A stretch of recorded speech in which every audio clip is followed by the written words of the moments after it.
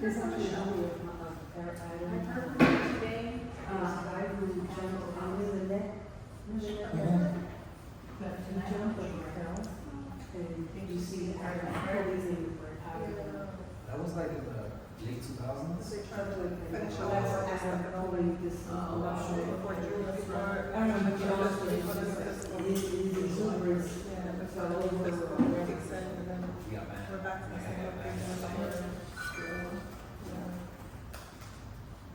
I'm gonna send an email over the summer, to start looking at the, capital and expense budget requests. That's back again in October. Well, I'm gonna streamline because from our discussion with today it's, you know, those things, a lot of them are really more action with, it's not budget related as much as policy or those things. Yeah, so we're gonna have to clean it up more. Yeah, you really do, but then, this is very interesting. I So feel like maybe we should, have a separate meeting and just go over us individually. And then take it back to committee and clean it up. Yeah, that would be the best thing. Michelle is sending it out. Huh? Michelle is sending it. Oh, yeah. This is really, it's very enlightening, you know, so when you are, yeah.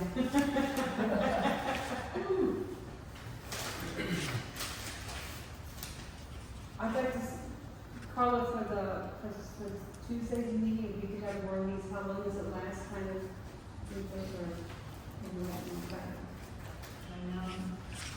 I learned about leggings when I went to, I went to Brooklyn, like all the way at the end of Brooklyn, they have, there was this lady who used to work at the Department of Sanitation, and then she created a not-for-profit to recycle fabric.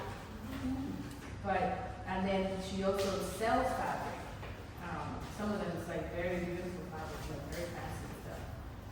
But they were saying that leggings cannot be recycled.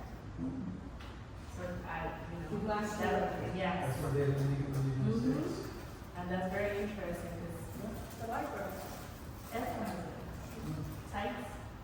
It's the, Yeah, it's all, it's a material. Yes. That's why Queens made in Puerto Rico. Because they didn't have the same, they didn't deal with the same regulations. Everything is That's why they had Loctite used to make the super glue and all that stuff over there. Right. Because the EDC, environmental, the EPA wouldn't allow it in the United States. So that's why they did it in Puerto Rico for many years. Until Clinton, that's why Clinton bankrupt Puerto Rico. Because he took them out. Well, he cut the money that they were paying the government. Yeah, the subsidy that they were getting. Yeah, they were getting subsidized. subsidized. Yeah, subsidized, and then That was, and then they privatized. 960, that was, Yeah, they privatized the electric company, they privatized the water company, all of the stuff became privatized. It's just another guy to make it. Well, the military out of Yankees was a long time but coming. Buchanan, Fort Buchanan was the one that was closed down. Anyway, but, It's funny, I live next to Fort Buchanan. oh, you did? I do. Oh, you do? My family still lives there. I'm over for Haynes back in like this. I'm literally like 5 minutes from Fort Buchanan. I grew up in that. So Sunday is gonna be a cloudy day, rainy day? Cloudy, no rain, No no rain. rain. So far. So far. I'll see what tomorrow Look at 67 umbrellas. As of right now, it's saying, I think it's like 40%, something like that. We meet the usual place, Carla? Yes. All in the All in National National Board. Board. Okay. Same place. I know we'll be in section A. A? Yes. so it's saying 77, partly sunny. Okay, oh, of course, okay. That's good. But 6%. they're asking us to be 6%. there by 10:30. I don't believe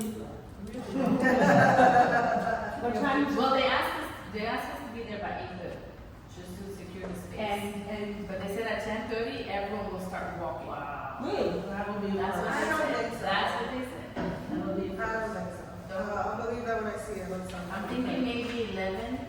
I mean, realistically, I think maybe 11. Okay, so if that's not true, Carl will treat us all to lunch. It's on you. When Ruben was VP, right, even Victoria's was showing up. Oh, yeah. Oh, my gosh. Well, they have the awards too, right? Yes, but Oh, that's right. this time around, the awards are on Saturday. Oh, good. So there's no breakfast or brunch down at the borough president's? On Saturday. Sunday? Saturday. That was Saturday, Okay. yes. And then tomorrow night is the Bronx Ball. Oh, okay, Mary's, it's not an election. No, it's, the Bronx Ball, I think it's at the Marina Lorraine.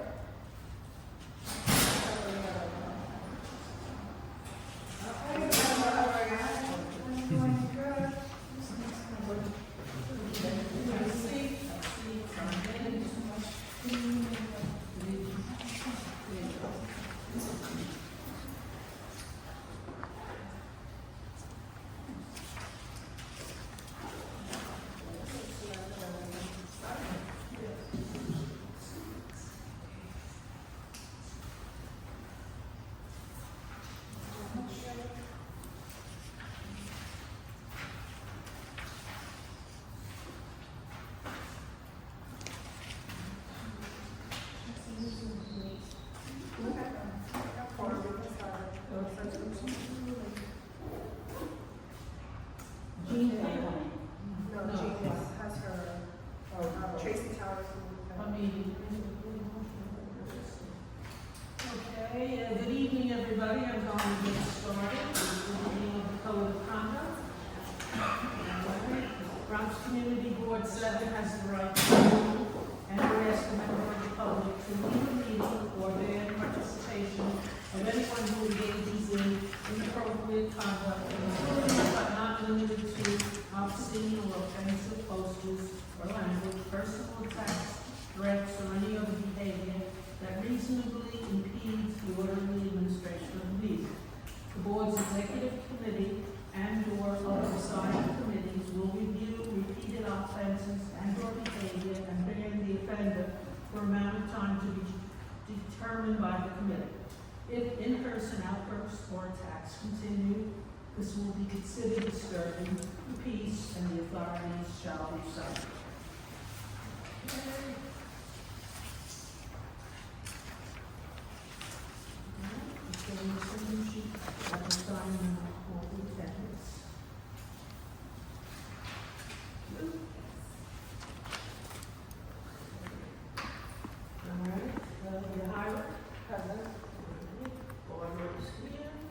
Chad Jean Hill is absent. Edgar? Almost present. Thank you. Helene Martin. Betty Arce. Betty Arce present. Thank you. Michelle Blackman. And Lourdes Acosta. And Samantha.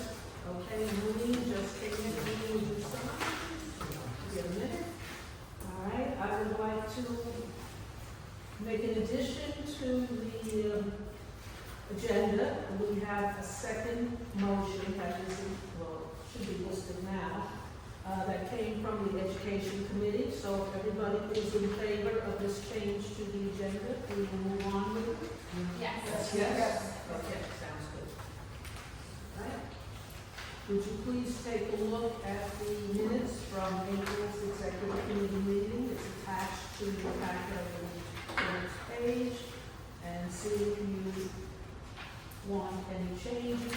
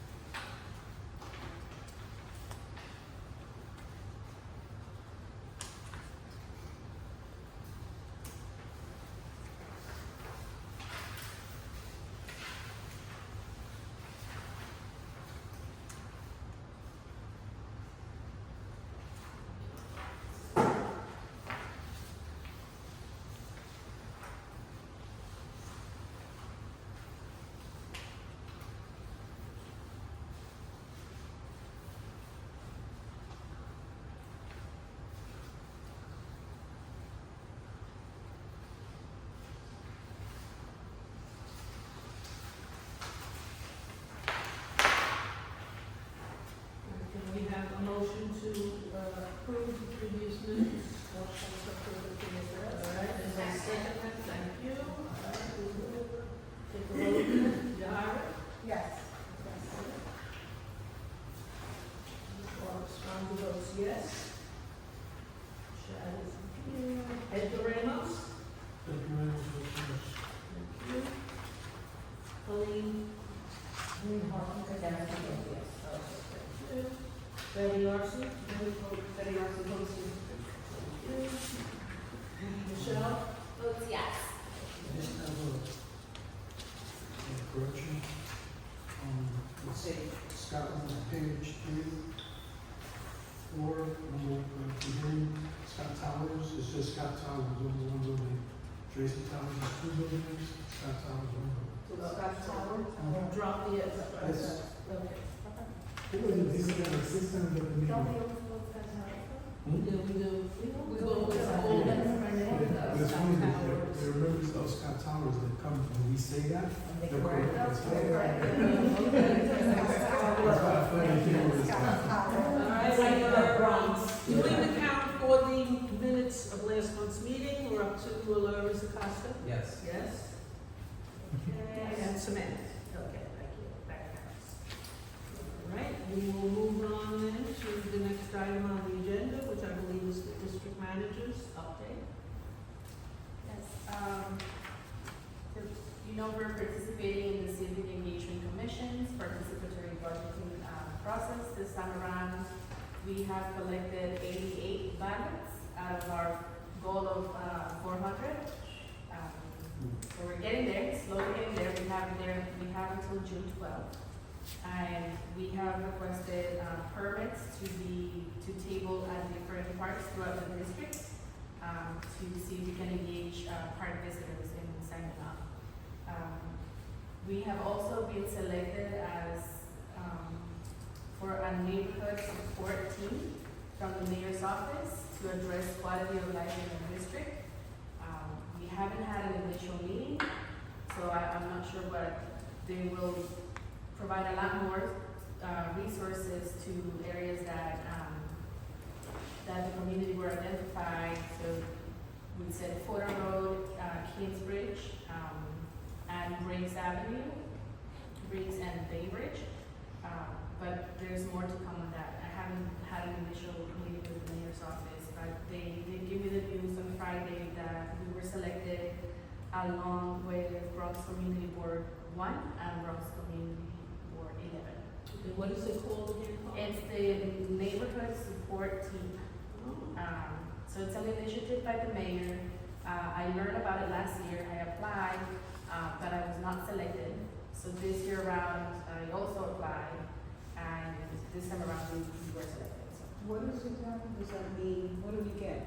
So I think they identify areas that there's a lot of quality of life issues, and then they have a team that can come and actually find out, like work with the community to brainstorm ideas that they will have on how those issues can be addressed. And are these mayor's people or? Yeah, so the community affairs unit at the mayor's office are the ones that provide the backbone support for this conversation to happen. And the resources will follow them if things are. Yeah, so that's what I'm hoping for. But once I know more about it, for now we know that we were selected, and then we'll move once that initial meeting happens, then we'll know what comes with that selection. Is it resources? Is it financial incentives? Or something? Yes. So we'll see. Yes. Oh, and yes. Are the CBOs going to be notified also? Community-based? Yes, so they accept applications from either council members or community boards. No, I'm saying once the mayor's office, if they're going to come, are they only going to be talking to you? Are they going to be No, talking so to the members? idea is that it takes a village, right, Okay. of people and built environment, so they will be I assume once we have that initial meeting, there will be more people that will come to the table and continue to have that conversation. No, I because- know tomorrow I am attending a roundtable spearheaded by Senator Gustavo Rivera, and we're having a conversation around the Kingsbridge underpass.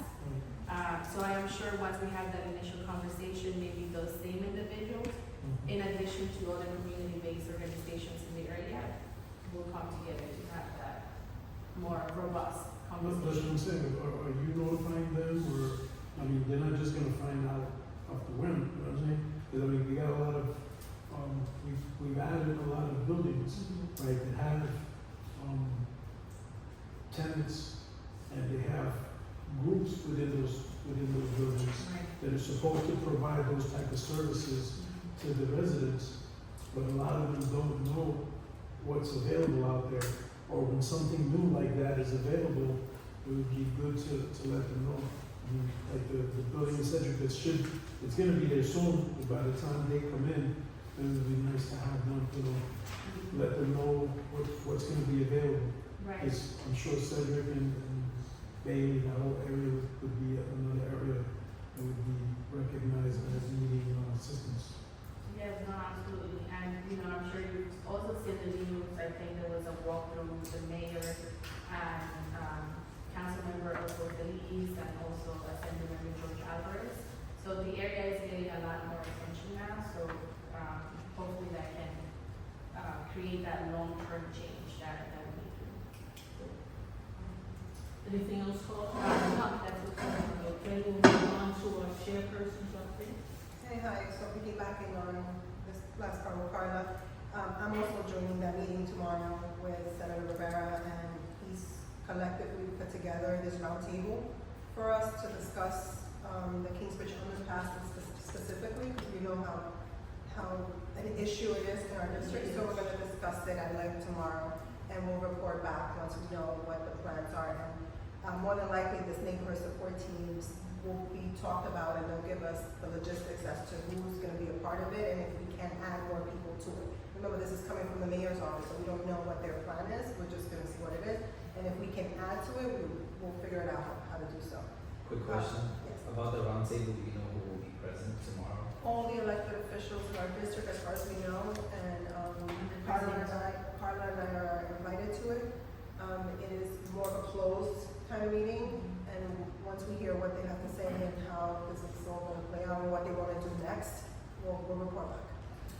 Is there gonna be, sorry, excuse me, is there gonna be any data presented, like 311? We don't know, we'll find out Oh, tomorrow. yeah, We'll find out tomorrow what their vision is, what their plan is, and how it is incorporated with CB7 being a part of it, so we will know tomorrow.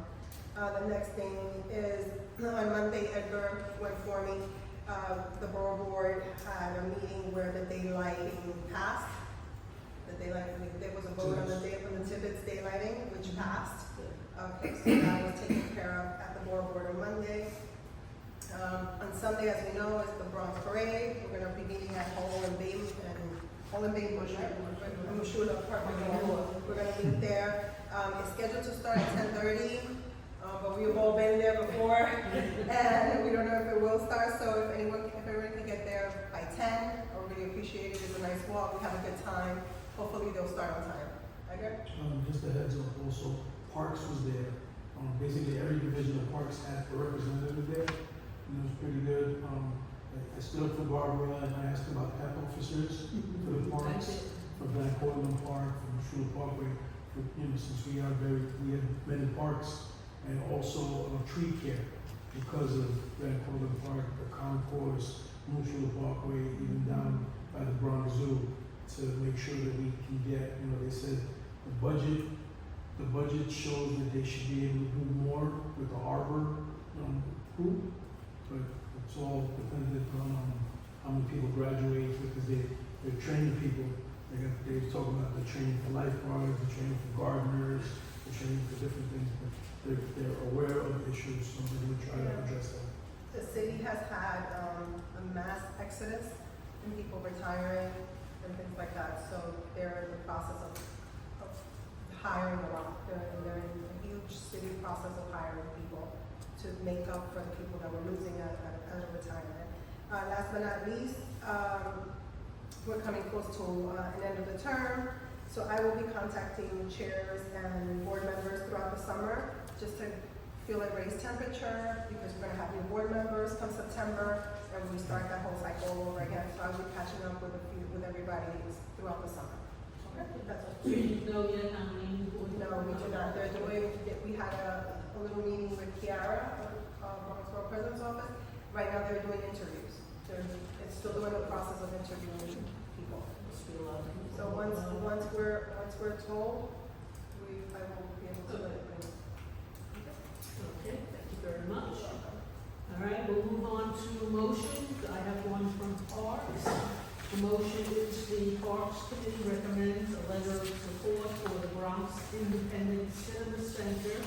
We had a gentleman by the name of Gregory Hernandez, who is the executive director of the Bronx Independent Cinema Center, discussing his goals. It's an organization that's been in existence only a couple of years. His office right now is at Cooney on the Concourse, just north of Fordham Road, where we had one of our general meetings. And his hopes are that the organization will become a center for cinema lovers and people who want to learn the trade about making films and casting. And he hopes also, once they get their feet on the ground, that he will be able to show some of these independent films at our local parks. Nice. So at this point, he is asking us for a letter of support, which he can use to get additional funding for the association. Who's the funding coming? Well, he's going to reach out, I guess, to the Together. electeds, together, yeah, he has. Applying to all the elected Right, officials. right, and I guess maybe some organizations that would help him with his endeavors as far as creating films and teaching the skills needed to do production and casting and all that. So, do we have a second to that motion? I'll second. Thank you. Well, yes, the letter is going to go to the organization, all right, the Independent Cinema Center, whatever, right now. And so gets the attention of the executive director. All right, any questions? All for it. All good. Yeah, how, do you happen to know how far the organization's reach has been as far as getting support? Is it Bronx-wide, is it, citywide, or is it just? Right now, from what he said, it would be Bronx-wide. Bronx-wide, okay. All right. Is there a particular age group that they're pointing towards, or is it open to No, it would be open to anybody. You know, the one goal is to show films in the parks for all ages, and the second would be for anybody interested in learning the skills to get employment in that field. And Barbara, when they say, like, their films, the ones that they're producing, or Yes, other films and getting licenses? My understanding was the independent films that they are producing, and people who are working with them are producing. Are producing, okay. Something different. I like this, because we have, a little further down is the, used to be the Rose Theater. I was thinking about the same thing. Yeah, Is that- Yes. this is perfect. It's Right on the not, block. it's empty right now. Right. It's true. It's a shame that it's a landmark. And by the end of this month, we will not have a theater in the Right. Northwest Bronx because the 161st Street Theater is closing, Right. and that's it for our area of the Bronx. We have AMC. Yeah. Can't even take Oh, the well, train to city. a movie theater in the Bronx, that's crazy. All right, any other questions? Okay, so we will take a vote. No, period. All right, the motion is to send a letter of support for the Bronx Independent Cinema Center. Yahira? Karen was yes. Yes. Okay. Barbara votes yes. Chad? Chad was yes. Thank you. Edgar? And the motion Colleen? is, Yes. Betty? Betty also votes yes. Thank you. Michelle? Michelle Avila supports the motion. Thank you. Liz? Yes. Thank you. And Samantha? Yes. Motion carries. And I believe we have a second motion coming from the Education Committee. Alright. So, at our last, we all know that the city is facing a bunch of budget cuts, one of those being the New York Public Libraries. We have 3 in our district who, they've been, Sunday programming, they're just closed on Sundays, and their other programming resources are under threat by further cuts. So, they've been asking for people to fill out a petition on the website. I figured as a board, it would be nice to write a letter of support to our local electeds to support this as the city budget season approaches. Second. Yeah.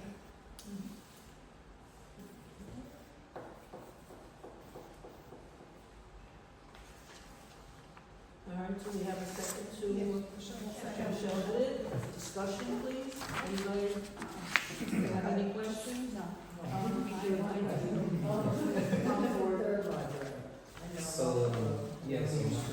So, the Jerome Park Library, I wanna say it's between University, it's near University and Sedgwick, on the north side. It's kinda low key. It's around the corner where the Popeyes is around the corner. Right. I know because I used to go there. Do you know offhand, I know I heard a while ago that they wanted to close libraries on Saturday and Sunday. Will that be changed at all, do you think? Has that been rescinded? I'm not sure, but I know that right now it's only Sundays that have suffered. I haven't heard that. Okay. The cuts that are on the table, I believe, would impact Saturday program as well. So I think that's what the budget advocacy is for, restoration of Sundays and then ensuring that Saturday program is still available. Yeah. All right, any other questions before we take the vote? Okay, so the motion again reads, the committee recommends. Can I suggest that we also add the chair of the committee, which libraries falls under? Yeah, there's a couple of The city there council. were many others that I could have added. I wasn't sure if I should just keep it to who is in our district, but that's a good idea. No, that would The be chair good. of the committee is Okay. their voices. Yeah, I can get their names. So we're going to amend it to amend the chairs of the city council committee that oversees libraries. Libraries. Oversee I library. think that's Fabians. Yeah, she's on the committee of libraries, or are you referring to those? I'm talking about the chair though. It's the committee. There's a of couple chairs here, cultural- like, is it Carlina Rivera? It's cultural affairs. Yes, Carlina Rivera. Yep. is the chair. Alright, cool. Carlene. Yes, I think all of these All of these folks. people? I Yeah. just use that. Yeah. Okay, so, should I tell you the revision now? Or You should wanna I? read it? Yeah, I have it here. So we're gonna include Mayor Adams, City Council Speaker Adams. Let me know if I'm going too fast. Council Majority Leader Amanda Farias. Committee on Libraries Chair Carlina Rivera. Council Finance Chair Justin Brandon. And then. And then plus, that's the only addition. Those are the only additions, 'cause they're- And the Bronx Borough President's Office, so they can. They automatically got it. And we get it, and the people that you mentioned as well as our locals. Correct. Right. Okay, we're ready to vote? Yes. All right, Yahira? The higher votes, yes. Okay. Barbara votes yes. Chad? Yes. You? I can also email it to you. Edgar? Helene? Yes. Betty? Yes, with the correction of revisions. Michelle? Approves the motion, supports the motion. With the addition. All right, Larry? Approves. And Samantha? Approves with additions. Okay. Motion carries. Edgar? Barbara, Oh, I'm sorry. Just as a caveat, FYI, when the community boards were talking about budgetary issues, one of the things that a couple of the different community boards asked for modifications was in the reduction of the money going to libraries. They asked them to rethink that or realign. Once they start finding, because the city started finding money in other places, that once money is acquired or located, that they try to reestablish some of the library programs that have been eliminated, including bringing it back on Sundays. Okay, this is what came up at the meeting? Yes. Okay. I think it was 2 months ago. 2 months ago, 2 months ago. Just trying to figure out how the state budget's gonna work together with the city budget and see what But comes that out. was a big recommendation from different community boards in support of the libraries. Thank you. Mhm. All right, we move on to new business. Is there anything anybody would like to raise before we go into community, committee reports? New business, any items? Yes. Yeah, I have a question. So, at the beginning of each meeting, we read the code of conduct, and most of us were there for the last board meeting, general board meeting, where it was clearly violated. So, is there any follow-up on that we can have here to have some type of accountability?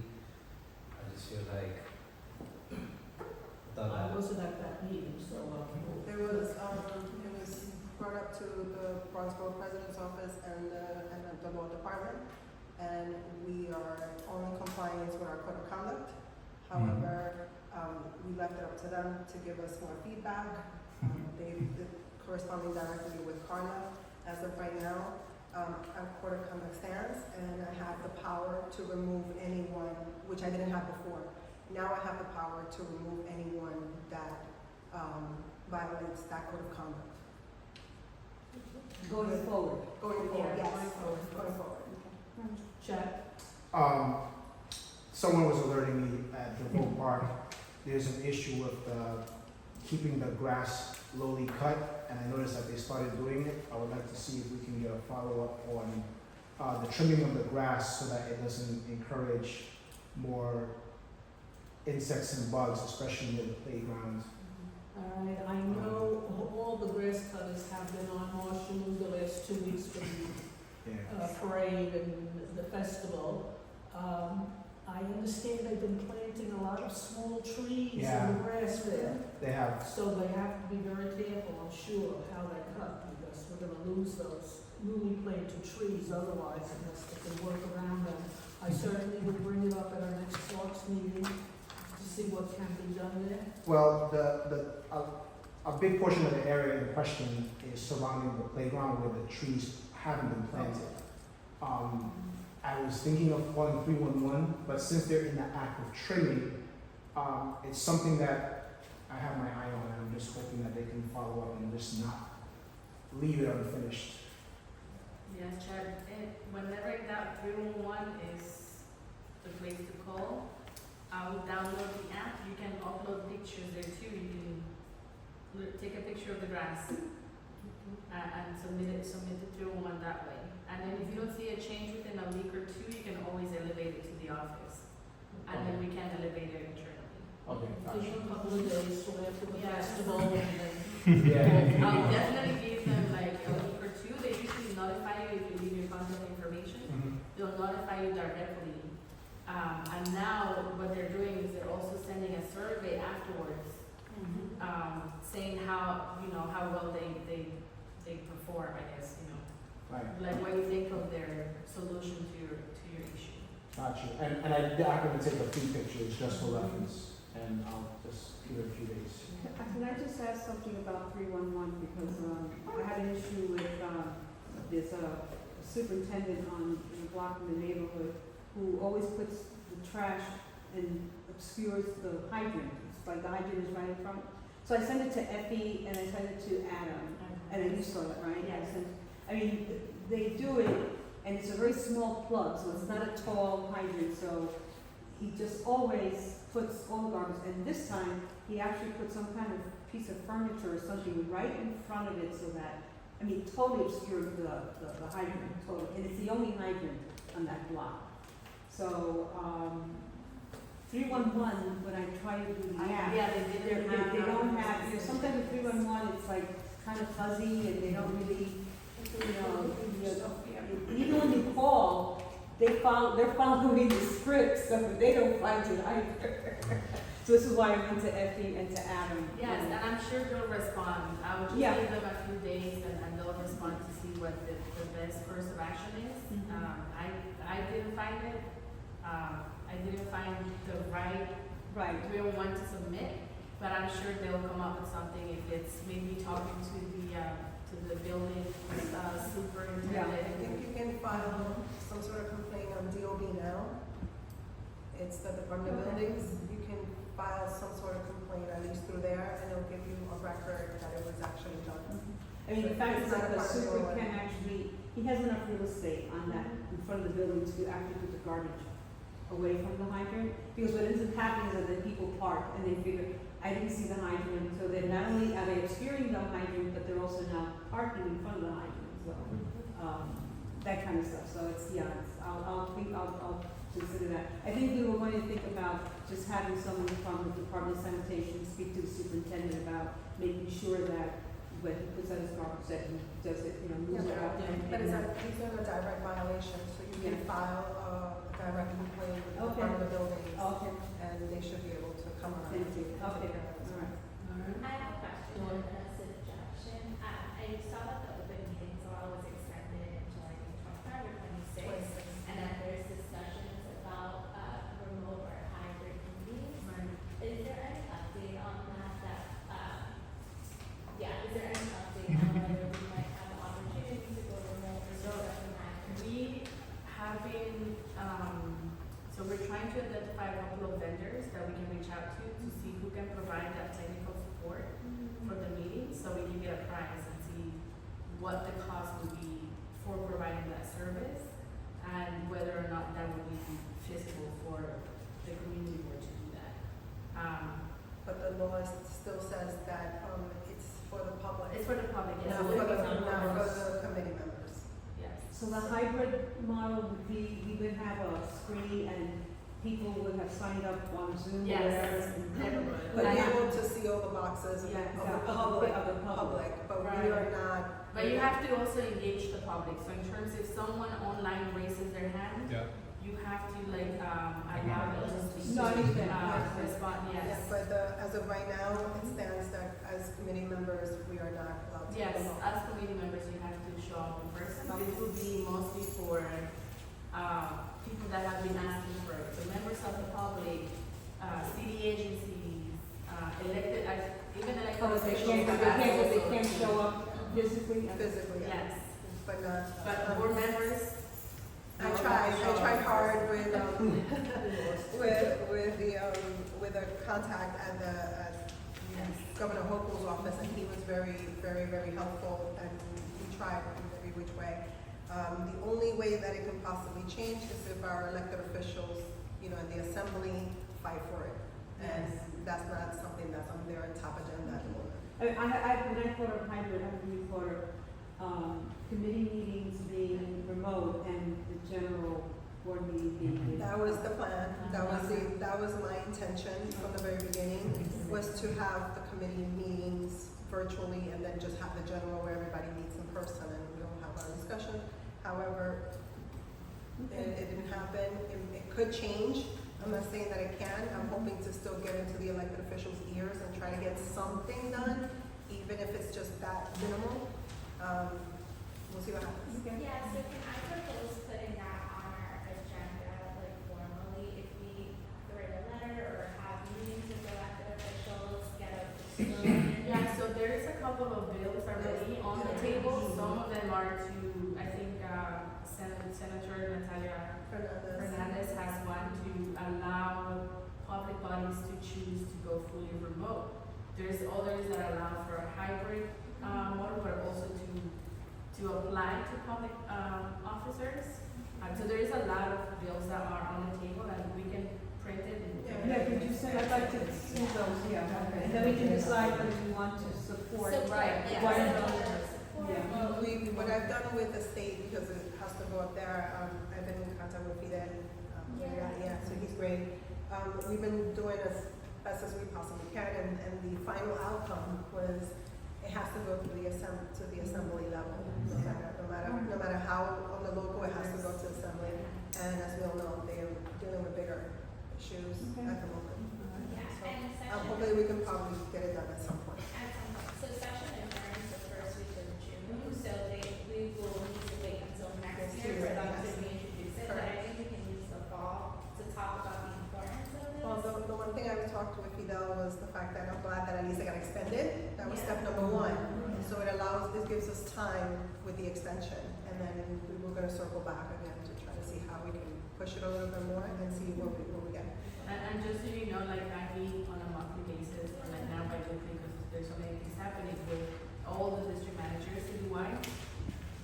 Each community board feels very different about going hybrid, about going remote. And the majority wants to do fully in person.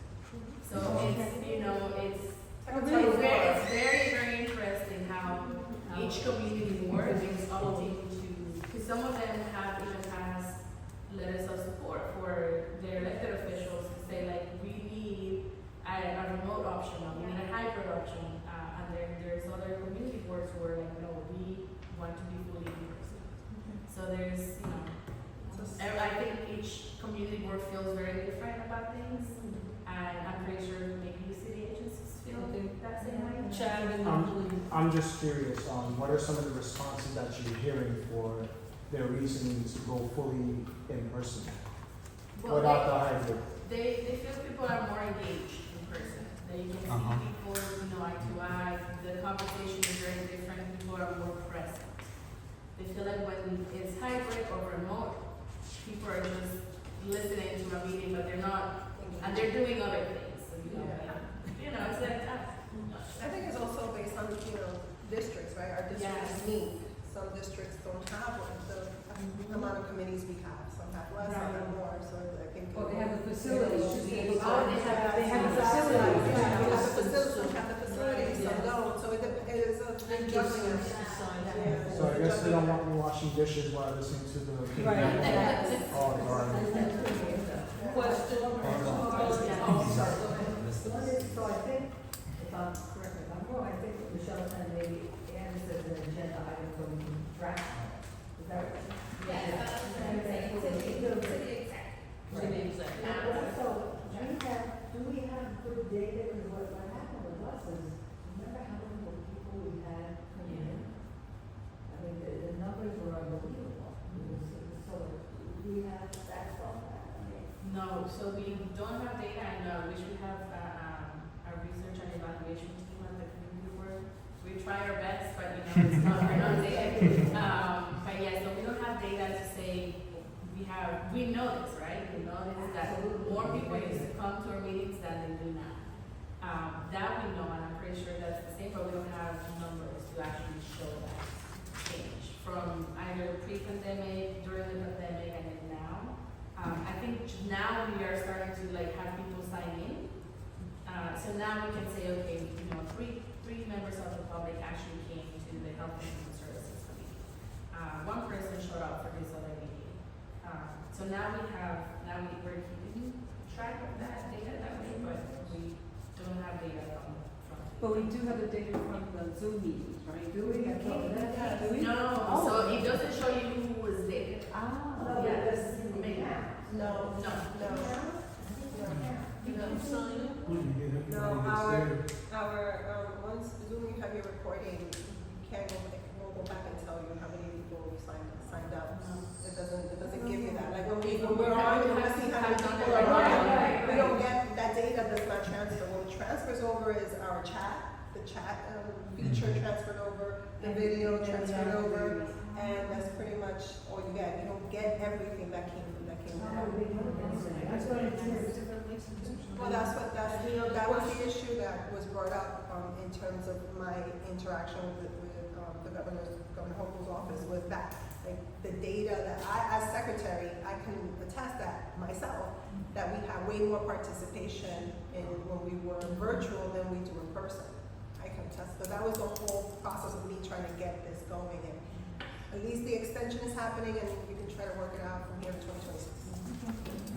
And I do believe that at some point it will be extended again, depending how this conversation goes up the ladder. And a separate question or idea. I know in previous years we've talked about doing either a retreat or a bonding opportunity during the summer or early fall. Have we talked about that? Is that something that we want to talk about? We have to deal with the budget, Yes. and it's a budget question, and we see what the new budget allows us to remove. I don't want to go to Puerto Rico. Just one little day here somewhere. Yeah, it can be anywhere. Let's break this one apart. Bring the dogs. Yeah, but that, okay, it also entails the fact that we have a staff that are employed by and union issues and stuff like that. So there's logistics that have to be taken care of before we can actually. I just want to mention some of the things we've done in the past. I remember, I think it was Aisha's first year as district manager. And we went to a local place for food, and we got the back room, and she separated everybody, and we were at a table, and then new board members sat opposite each table, and we talked with them and whatever, and then we rotated so that we get to another table, or that rotated, and we got a chance to meet the new board members, because I feel strongly that we really haven't had a chance since COVID to, you know, I could run into people in the street, and I wouldn't know they were on my board. I did have one of the executive committees. I wouldn't have someone We didn't know that it was speak. Robin that. I didn't know, she wasn't on my committee, and, you know, we'd meet, at general meetings, and, you know, people just scatter and sit any place. It's not like, you know, they have name tags and they're in the first row, so you can at least look at the faces. So I really think we need to do something, either late summer or early fall, to get people together. Sunday's a good opportunity.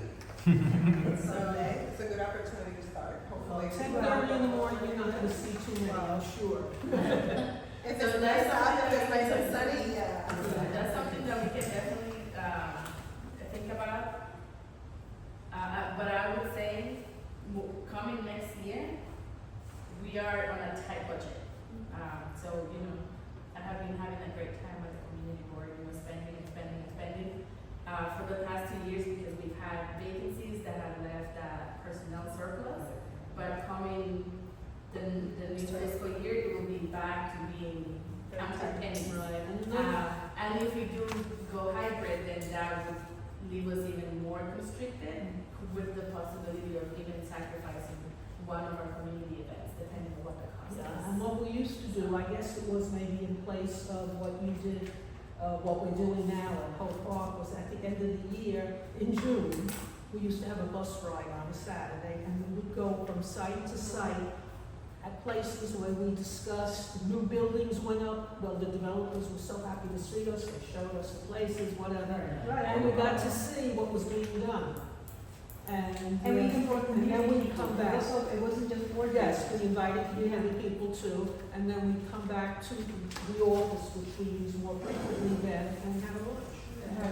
I would say that the demographics of the streets have completely changed. Oh, I We know, would be yeah. stuck, we would be stuck But then probably I in a think double we have a park car picnic for a there. long So time. bring your own lunch, you know? Yeah. Oh, yeah. I have a question about what you said regarding, getting prices from vendors, more equipment.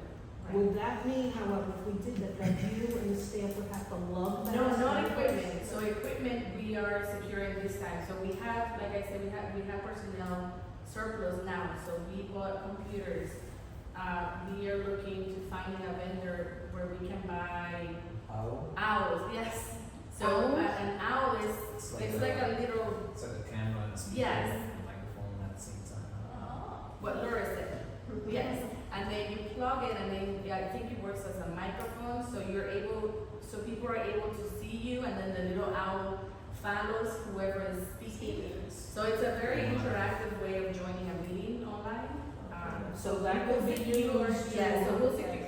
For the What public. we're looking is for someone who can provide that Technical support. technical support during the meetings. So someone who will be able to like carry the equipment around and, and help you say, someone has their hand up online. So it would either have to be a board member or a staff person or somebody else you pay. No, I would say it has to be someone external. External.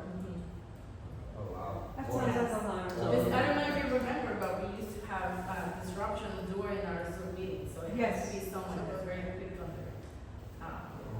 The thing is, union-wise, we can't have our staff Yes. past a certain length of time.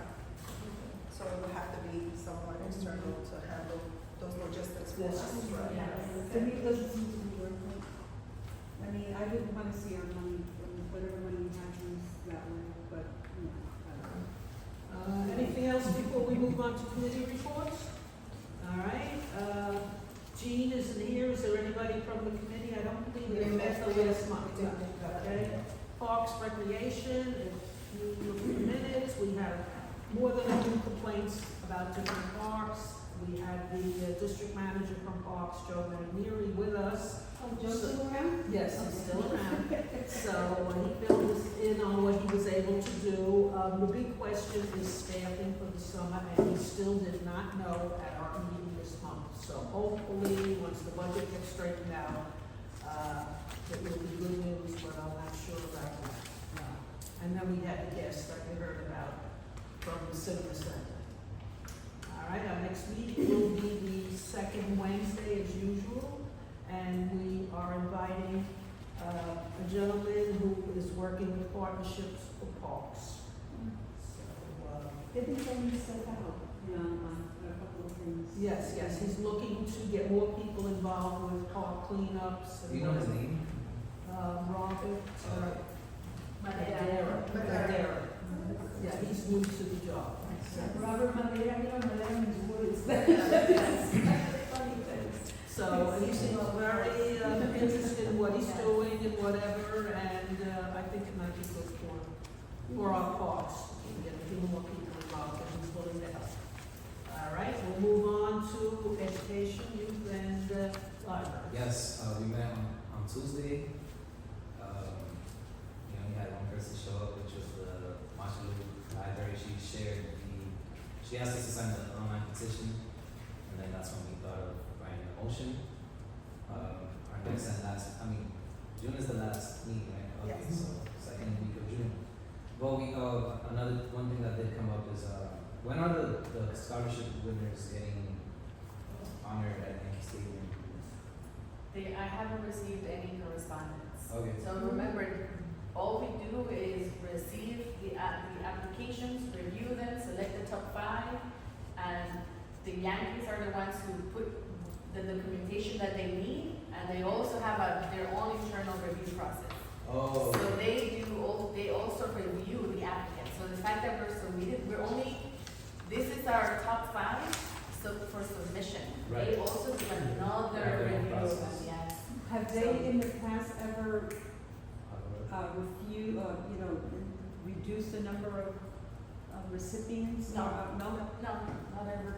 In my experience, all they have done is, if community board needs an additional time to collect their top 5, they allow for more time. So it could have been the case that maybe a community board needed more time to submit the top 5 applicants. We have also struggled in past years to get 5. So sometimes they extend the deadline to submit. Do the recipient, do these applicants, do they get any notification, like, Yes, they all do. we publicly said their name, but they don't get anything from us saying No, they do, yes. Oh, So they do? yes, once they approve of them, then they send me an email saying, they're all cleared. And then this is the date for when they're going to be recognized. And then they also give us tickets to go and invite the community to go and see the game and see the students and Is it everything. usually in the summer? Do you remember? No, I think it was It in varies. spring or fall. Yeah, it's like Yeah, spring, fall. spring. Spring. Yes. I think but, depending on what they have now, maybe during the Alright. summer. Well, whenever they share Yeah, numbers. whatever. And they also lost one of the coordinators that used to coordinate the process. So you know that also, anytime someone leaves, there's it hurts transition. So we're also, you know. You know, they've had different ways of giving out the awards. As Carla said, sometimes they had the people who won them come on the field and they took pictures. Oh, they still do that. They still do. Yeah, And that's one the time, Yes. there was a gentleman who worked for the Yankees who came to our general meeting with the checks. And I can remember he had one of the Yankee World Series rings on from way back when, and we wanted to see it, so we passed it around to and then they gave the checks out and took pictures, you know, with the young people and all. So I guess it depends. You said there was somebody new possibly, and it depends how, you know, they get the checks to you or to the young people. So they give the checks to me, and then I tell the students to come to the office and pick them up. Oh, no, it's a ceremony. They're at our general meeting. So then the ceremony is ceremonial, so when they go on the field or whatever, it's easy to. Oh, no, when they go on the field, yes. Last Yeah. year, I went with them, and I took a picture of them, because they choose 2 community boards at a time. So last year, it was 6 and 7. Or maybe it was 6 and 7. And then they all lined up, and then I took a picture of them, I posted that picture on our social media pages too. So they don't, so it's not all the Bronx community boards that. Not on the same day, they Ah. split everyone up. Yeah, Yes. yeah. So you go on different dates, For yes. games, yeah. It would be nice if we get it before a general meeting, that we can do it at one of our meetings, take some pictures and all. That would be good. Yeah, and then all the news and whatever. Especially if it's before our last meeting. Yes, that would Yes, be nice. it depending what time it is, you know, if it's last meeting, then you know, Right. there's nothing we can do, but if it's before then, definitely. Okay. Okay. All right, anything else, Ruth? No, that's okay. Okay, environment and sanitation. So we met on the 7th of May, and we had a presentation by DEP on our, what's called lead service line replacement program. This is for 1, 2, and 3 family homes, to replace the lead pipes on one's property, and it's all free. It's a $24 million federal grant that's coming to the city, and CD7 was selected with certain caveats. It's at no cost to the homeowner. The service line will be replaced with a new copper line, and only homeowners who receive a letter from DEP and Department of Design and Construction are eligible for the program. The eligibility requires, they're using census data, and it's going to include, you have to have a median income of about $47,000. So they're using census tract information. They've already acquired this data. The homeowner will be receiving a letter from DEP. One of the concerns raised at our committee meeting was to make sure that people who are receiving this letter, that they're actually getting this letter, that it is legitimate, that people are not being scammed. There's no money involved, but people are going to be asked to sign to allow DEP to come on the property, open up the sidewalk, and replace that pipe. What they're trying to do is do it in such a way so that they can get several homes on one block to be able to do it at one time. It only takes a couple of days, and it doesn't really involve a lot of use of the water. I think it's like 2 days or whatever. But it's the value of it is about $8,000. The neighborhoods that have been, let's get to this. The neighborhoods that were selected for, now this is all Bronx CD 1, 4, 5, 7, 8, 6, and 9 were selected. And CD7 falls within Area B. They've contracted, they've already gone out and got contractors who have been selected, and those contractors are the ones who are going to be doing the actual work. It won't be DEP, it'll be contractors who are doing this. Bedford Park, Belmont, Fordham Heights, and Mount Hope. Those are the neighborhoods that have been, selected from Area B. And this is private homes? Private homes, yes. It doesn't affect, apartment buildings have a whole different layout. They don't have the lead pipe issue. These are homes that are sometimes, in some cases, over 60 years old, and what lead pipes used. Something interesting that came up, which I thought was very fascinating, was that they actually, DEP actually puts this substance in our water. Remember fluoride, but I want to give you the name of this. I think it would be very interesting. It's called orthophosphate. It's a food grade additive. It's like baking soda, and it's put in. It coats the pipes to prevent metals from getting into our drinking water. Our drinking water isn't affected. You know, the pipes that are used to get the water to our homes are not lead pipes. So the lead is not in the city's drinking water. The lead is in the homes. Okay, and that's what's going to be replaced. So people will be getting this information, and the recommendation from the committee members was to reach out, and Tara Deegan was the assistant director of planning for this operation. I think she's going to get in touch with Carla's office to get possibly community groups to, you know, just share this information with people so that people are aware. We don't want people, are not going to be required to share any kind of personal information. They're just being asked to sign the letter, and the letter will be translated in various languages so that we can get this done as quickly as possible. That was one thing. And then we had Steve talk. We had the participatory budgeting, so our members and everyone who was there signed up for that document as well. We're not sure we're going to have a meeting in June. I'm still debating it, so I will, you know, the meeting will be since I usually have one meeting on and off in a month.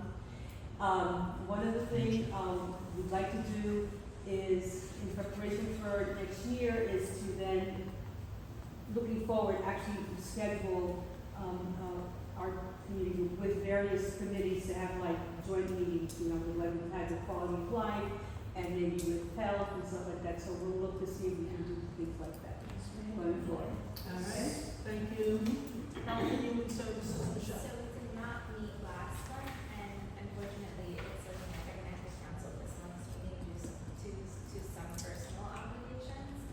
I will send the committee an update, and I did see that in the state budget, there was some funding allocated to combat the illegal cannabis shops. So I want to take the information that's available and circulate it to our committee, and also do that for our board. But our next meeting will be on June 18th, and the Center for Human Development Center and Family Services is going to be presenting.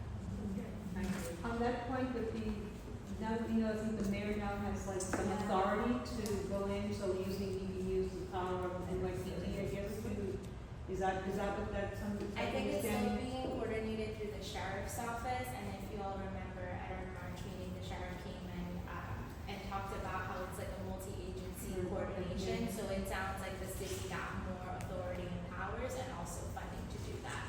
So I'm gonna look through and get some like high level points and share that so that folks can know. And then I've just seen in the news that it's really been ramping up in the last couple of weeks. Yeah. One Did they go in the Bronx? Yeah. Did they go in the Yeah. Bronx? So, No, they do the ones. There's 17 of them. Well, there's, from the 204, there was like 5 of them. Five of them, that's it. And they're all still, Sure. okay. Interesting. All right. But I continue to report them. Yeah. I know I went to a meeting with tenant association meeting on the Cater Avenue. Oh, you did go to that? I did go Okay, to that good, meeting, okay. at 7 p.m. on a Friday. It was better than the Sunday option that they gave me. But they, you know, like I also showed them that one pager that we have that we usually include in our general board meeting packet. You know, continue to report this establishments, because that's how the city finds out where they are. Because otherwise they don't have capacity to be going around and canvassing all the different neighborhoods. So And they kind of like, call it convenience shop and do whatever. they Yes, want. and then what's also happening with the, sheriff mentioned too, is that they close an establishment, and it's called Purple today, and then they go and close it, and then it reopens as pink, Yeah. and then they go and close it, and then it reopens as yellow, so it's like a constant thing, where you have to continue to report, and then they continue to close it up.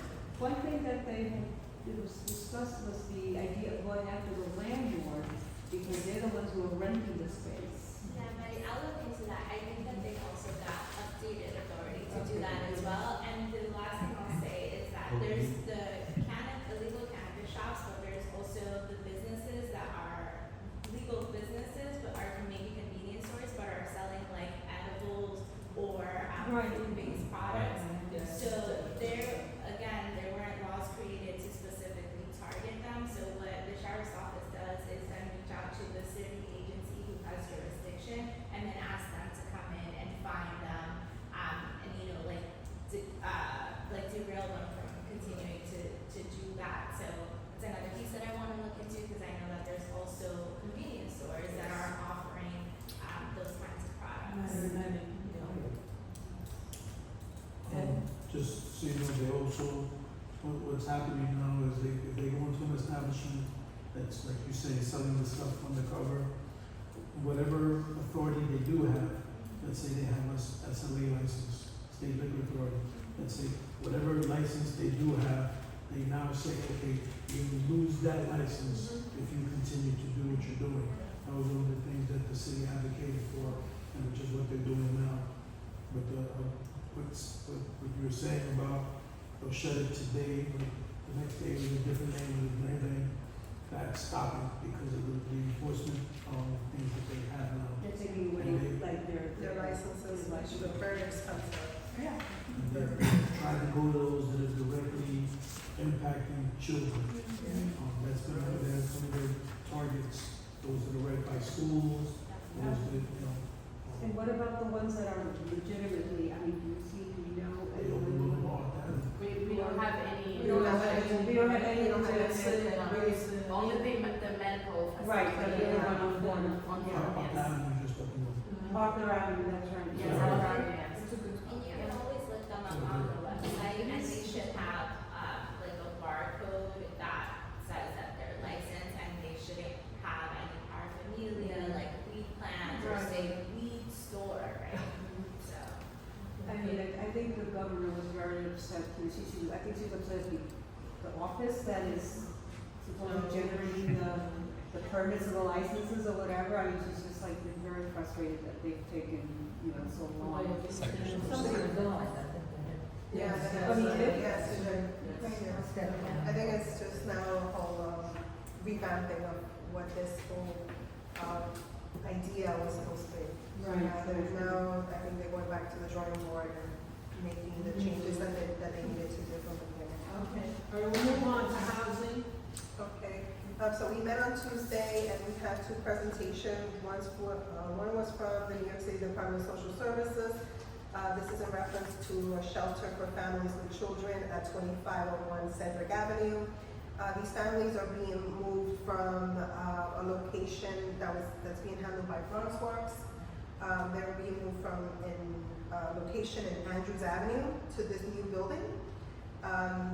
Bronx Works came, they gave us the breakdown. It seems like they're gonna have 24-hour security, that they have this very much under control. They'll keep coming back to us, bringing us information. And again, this is for families with children only. A portion, I don't have that with me again. That is, 33 minutes? 30 Oh, minutes. okay. All right. And a portion of it will be affordable housing. So it's a combination, shelter with affordable housing. Really? Yes. And the part of the shelter is being run completely by Bronx Works. Yeah, I left my notes out. It's 52 apartments total. 32 are for shelters and the rest will be for affordable housing. They gave a whole big presentation. If you need them to come back at the general, they're more than willing to do so. Do you know if they're, the apartment, the units are, it's not like, is it separate, like, would you be able to tell who's in the shelter? Yeah, it's two separate buildings, right? floors, no, it's one building, but certain floors are specifically for the shelter families, and the rest would be for the affordable housing.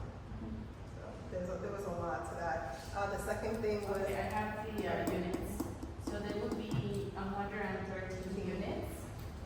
79 units will be monitored by Bronx Works, and 34 units will be monitored by HPD. So the 33 will be affordable. Oh, right.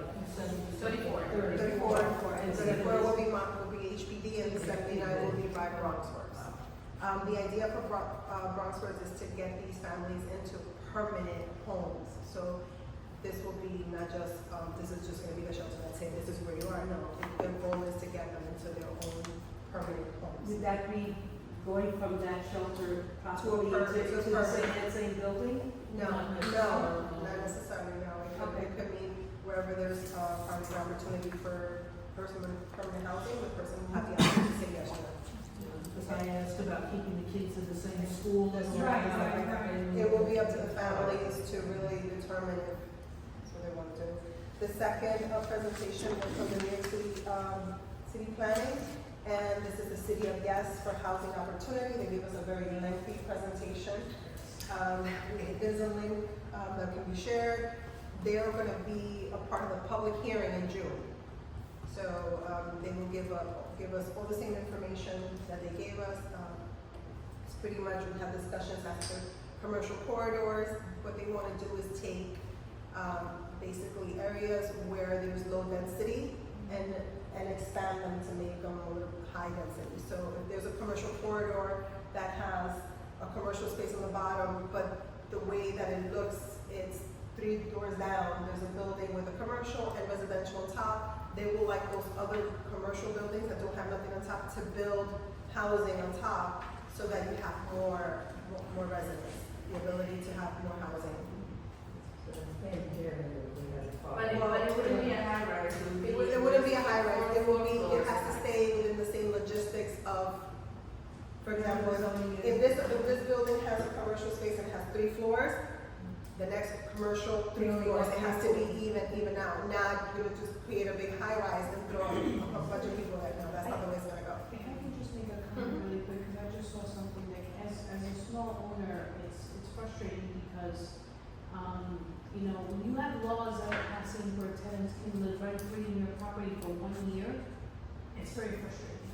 So if you're passing a law where I'm sitting here as a rent stabilized owner and I gotta pay inflation and taxes, and water bill, and electricity and all this crap that's just rising, how are you expecting?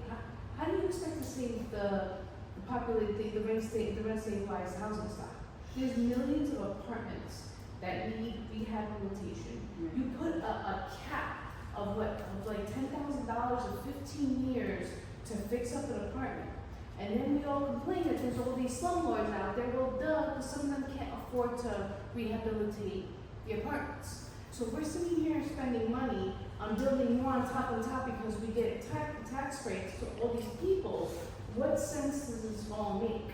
You understand what I'm saying? Mm-hmm. So, I mean, it's a travesty to what's happening to small homeowners that have people living in their homes rent-free since COVID. And it's happening, and it's out there. And it's very, very frustrating to that. So, I mean, if it's possible in the next housing plan, I don't know if it's possible, but I get it. There's a million tenants out there versus a set number of landlords. But it's like, hello, can we come up with a viable solution instead of spending more money, and then just have us fix our apartments? What they made clear, the Department of City Planning, was that they are not, they're not on the political spectrum to address those things. Their position is just the zoning aspect. I understand. The zoning aspect. I mean, we brought up a lot of other concerns, and they were clear that they are just there for the zoning aspect, to give the information relating to the zoning. As to the actual laws itself, that's a different conversation. I don't think they're gonna be privy to. We'll have to get a different agency to come in, HPD, HUD, we will have to get most of the agencies that deal with these type of issues to come in and have a discussion. I The hear public- elected officials. And the elected official. The public hearing specifically is just for this part of it. The City of Yes initiative is broken down in many different parts, and this is just one little part of it, because what they're seeing is that they find low density areas where there's a possibility of expanding and being able to combat the housing crisis that we're in at the moment. Housing crisis in Winchester. But that is something that, you know, I have a neighbor who has that problem. He's a two-family house, he can't get the tenant out, who hasn't paid the rent since before COVID. It's like up to, and he's like, he's an immigrant, he's, you know, it's a two-family house, and rented out the apartment, and can't get the family out, right? He's got to go to court, and it's just very disgusting for him. But I'm just wondering if there are things that, I know that there are programs that help small homeowners, small, maybe, you know, 10 units or less. Probably like 2 or 3 there are, but with rent stabilized, it's all. Oh, it's different. Yeah, because it's different because rent stabilized laws, and they're so stringent on us owners, where it's just like, So I can try to work with Carla, we can try to see if we can get someone from a specific agency to come in. I don't, at this late in the game, I don't know if they will have someone here for June, but it's something that we definitely see if we can get someone to give us clarity as to what they're doing, what their plans are, and whose involvement is it gonna be, the local elected official, is it our assembly members, is it our congressmen, like what level, is this helpful to our community? Because it may not be on the council member level, it could be on the federal level, we have to state take level. yeah, on the state level, so we have to figure out where what agency itself is the one that's gonna be the most helpful. yeah. Okay? Thank you. That's- So anything else? Okay, so we'll move on to. Oh, sorry, next meeting will be June 11th. Okay. Public safety, quality of life. We met on May 9th. The officer Pablo came in, did the numbers. By the way, I'll have my minutes so that I didn't forget. I had graduation last weekend. Congratulations. Wait, what happened? Your students or? No, I had graduation. From what? I got a doctorate in education. Oh.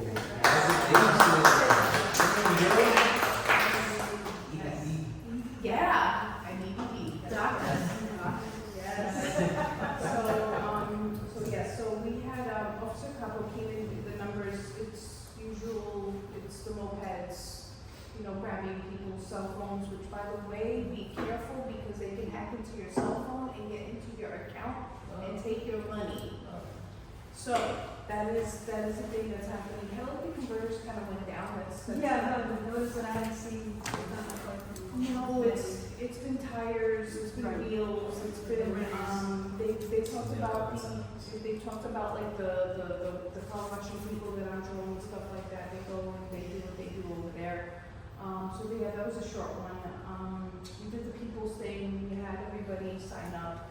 My colleague, Dr. Curry, who is the co-director of the Institute on Trauma Informed Care up in the University of Buffalo. She did a very short presentation on what it is to be trauma informed and what it's, you know, what it basically entails. And she gave out like a graphic and stuff like that. So, you know, we talked about that. It was a very small meeting. It was only me, Robin, Lowell, Max, and Diana, and Christiana. That was it.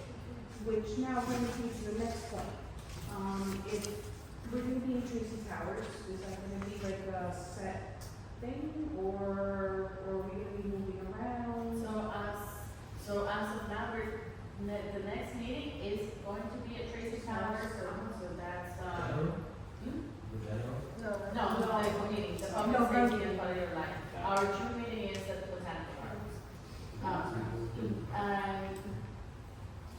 But, you know, moving forward, it could be seen as a location. The only reasoning behind public safety potentially moving district-wide is so we can hear what quality of life issues are in different communities. Okay. So that was the idea behind moving Moving it public around. safety and quality of life. You know, 'cause other committees can stay pretty much where they are, but public safety is this topic, that affects everyone.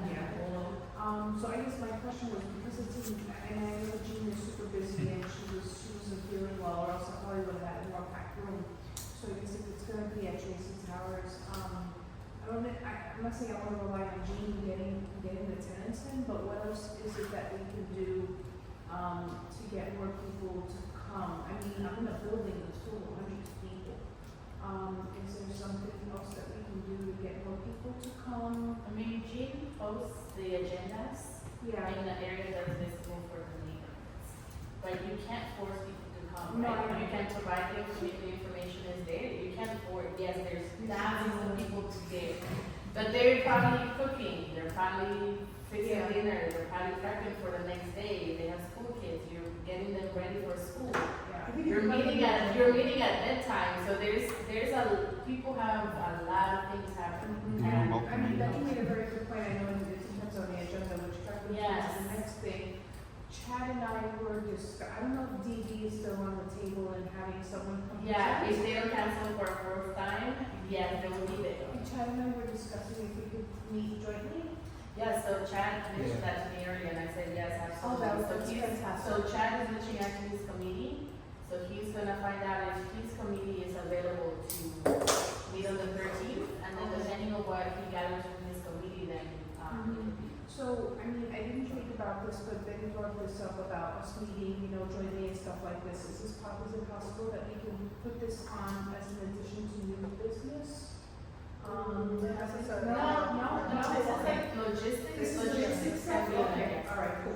but we'll be having logistic meetings here until like 12 Okay, p.m. got it. Like 4 a.m. Oh, and NYPD, did NYPD send you flyers for, what did they say, that they had some stuff going on? Oh my God, on May 23rd, they had some stuff going on. The I didn't read the it. walk for autism, That's the 29th. Yes. that's the 29th? Yeah.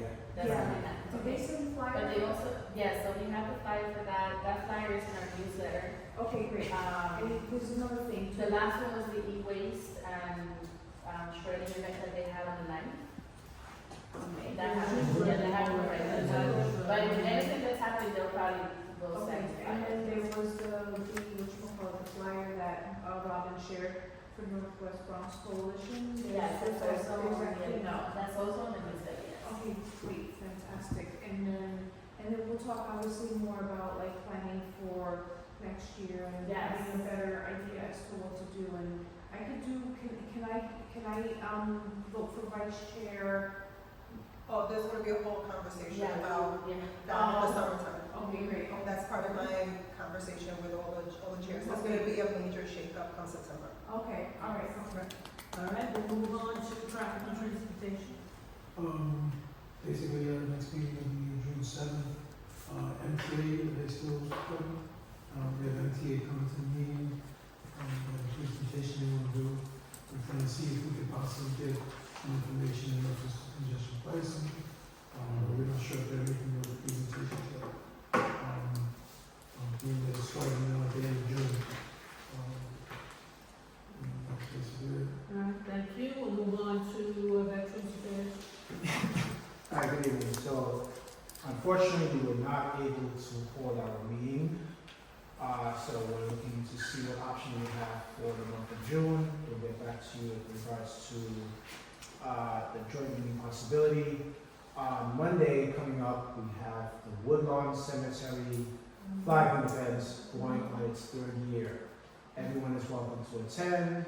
I am suggesting that we meet at 9:40, 9:45, at the entrance of the cemetery. There's a building you go in. The one on Jerome Avenue. The Yeah. one in Jerome. One on Jerome Avenue. Jerome.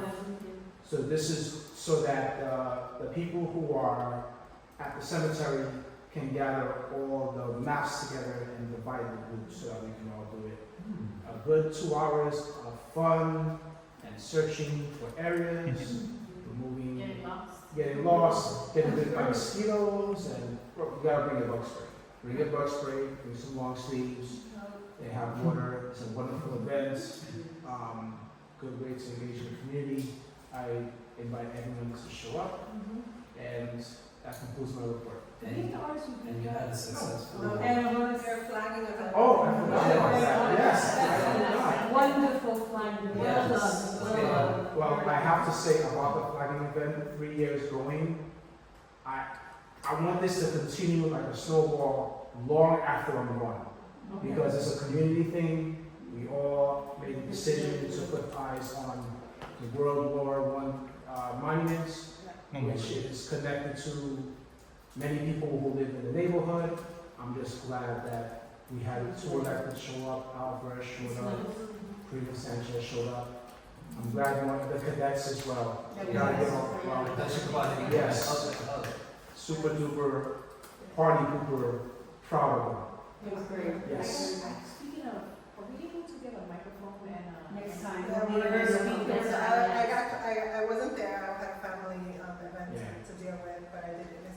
So I did get a lot of that, so that's something that Yeah. we're gonna be dealing with Logistically, logistically. That's part of the logistics. Yes. But I'll say, if it's raining, we're not gonna bring equipment out there to get, wet. But I also will find equipment that, because I'm not sure, how can you get access to the electricity around there? There's- Everyone is. I think that's a plug, I think it's, By the lights. I think it's, we use There's a stuff lot from- of fixtures, Yeah, yeah. there's I'm some- sure that they'll show you. Because the lights go up, so there has to be some, Don't they have like those kind of, like, Mike's things that everywhere. they do these kind of karaoke? we will do the research and we'll get there. Anything else, Chad? But it was a wonderful. And I gotta thank the wonderful Barbara Stronzer Yes. for her wonderful Yes. It's your fixture. Teamwork, You teamwork. know, I refuse to take credit for it. It's our thing. It's our thing. It's our thing. It's your baby, Chad. It's our thing. We make it happen, that's all. Okay, next meeting date for the exec will be June 20th. Any items that you would like added at that time on the agenda? Let's see, by that time, we probably will know when the board members, Hopefully. we'll see what happens with that. And meetings with, meetings with chairs at some point, just to go over some things. You will go over certain things, okay? And that'll be just with the chair. Yeah, that will just be with chairs, and then, we'll take, all ideas. I think that could be a nice little brainstorming session personally, and then I'll set up some type of Zoom over the summer so we can all meet, and we don't have to be physically anywhere if we're traveling with family and vacation and stuff like that. And then we can try to piece it together. Hopefully we'll know how many new members we're getting. And one thing that I'm asking the VP's office is to know a little bit of their background and more what their interests are coming in before they just sign up to our survey, just so that we have an idea of where to place people. Makes sense. So the meeting of the summer will be over Zoom? Yeah, Oh, okay. that will be, things just will be internal, yes. Okay, anything else? I see you seven summer picnic. Okay, do we have a motion to close the meeting? Motion to close. All in favor? Yeah, how are you? They can't even get your name right on the agenda. I just wanted to ask, with me cursing, all the complaints that went unanswered for over 3 years on the board, what do you have any say on that? I'm sorry? Since you had a say on what I said, do you have any say on the board ignoring over 3 years of complaints formally submitted to them? What do you mean? Over my time coming to the board, I've sent complaints, but they never get brought up and discussed about numerous board members, including executive, and they never get discussed, hence me cursing. Also, with that being threatened a couple times by Mr. Edgar, physical violence. No, but the board endorsing physical violence, but only getting mad at me cursing. I would disagree with that. No, I know that's why the BP didn't do anything. That's what I'm saying. If you have questions, you just shouldn't saying ask. that- But there's 3 years of complaints that went unanswered, so there's a reason why people curse. So if you're gonna bring it up in a meeting on the record, it doesn't matter. Profane, it doesn't matter. Free speech, sir.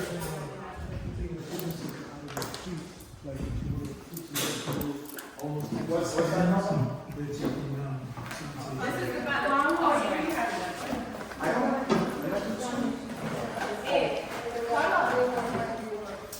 since the meeting's adjourned, is anyone more bars? Oh, you're ready. I am trying to do better in life. I know. I am trying. I'm waiting till after the meeting's adjourned.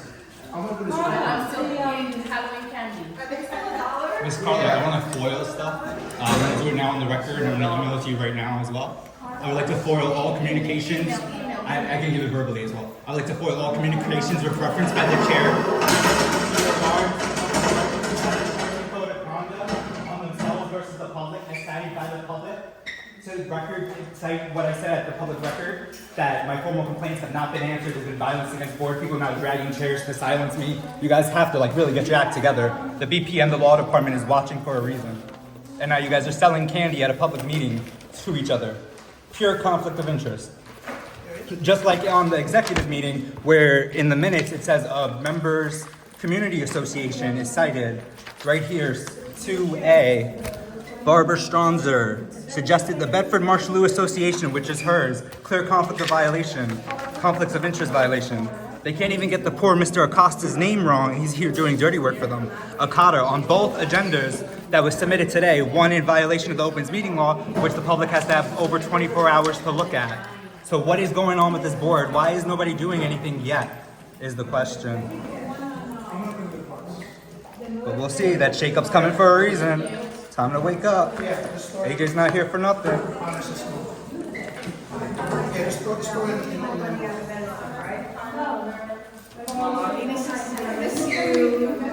Well, I intend to stay in the PA and the SLT. I got like 3 more years. 11 years old, yes.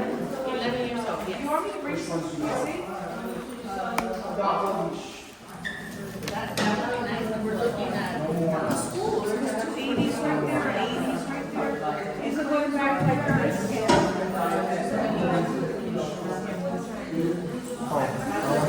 It's 4. Any comment on why your meetings are always canceled? Why quorum is never met? Why at whim chairs can just cancel meetings? No comment at all?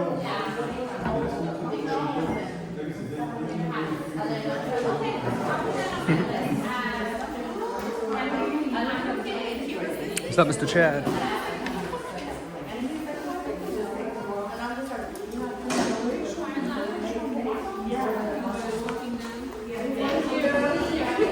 I'll explain. No. It's all on video. Numerous times as well. The revolution was televised.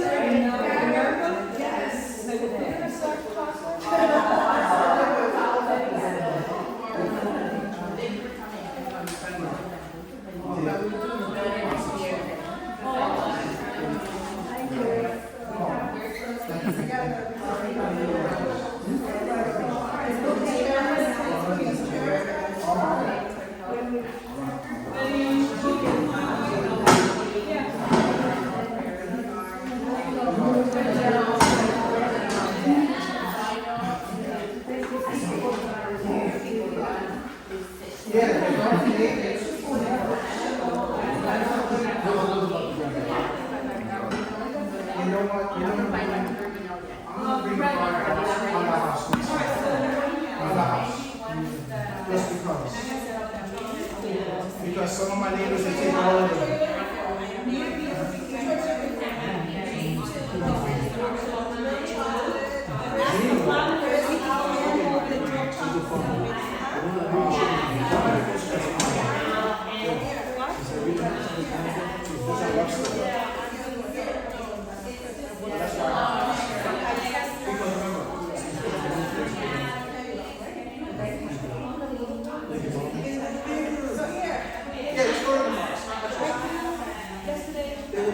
They have the $2 bars and $3 bars.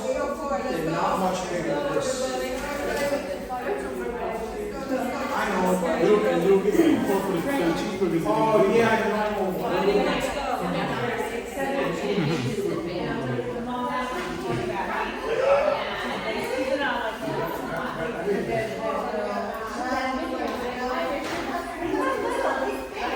My son says thank you, by the way.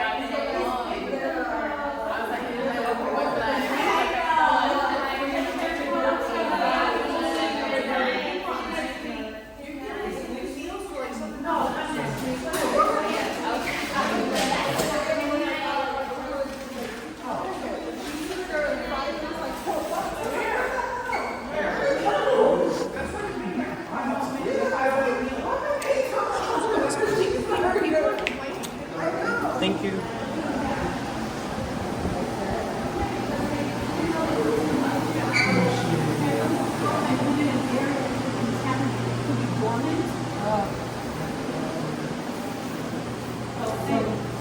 The kittens that were taken out, they all died.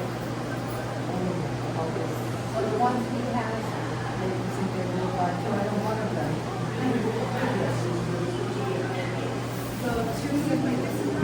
No expectation of privacy in public, sorry. Free press. Yes, ma'am. Call the cops. Call the cops. No expectation of privacy in public. So free press. No, ma'am. Any reason why meetings are canceled at whim without any minutes or provided? Per Opens meeting law, minutes supposed to be provided 2 weeks after the meeting happened, not a month plus after.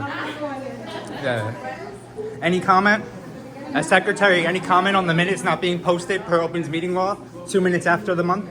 2 minutes after, 2 weeks after the minutes of the meeting is supposed to be posted? No? The month plus? No. All right. Yeah, me too.